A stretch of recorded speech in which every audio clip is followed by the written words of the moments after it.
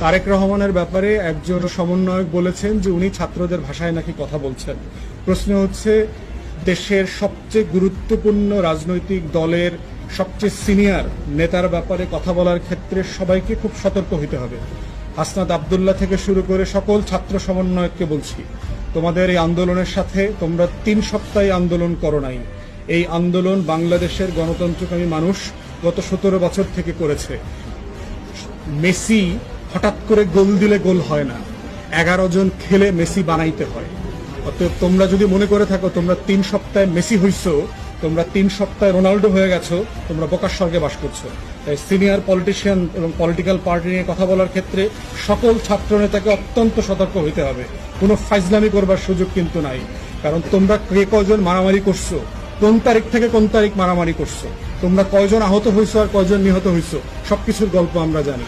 তাই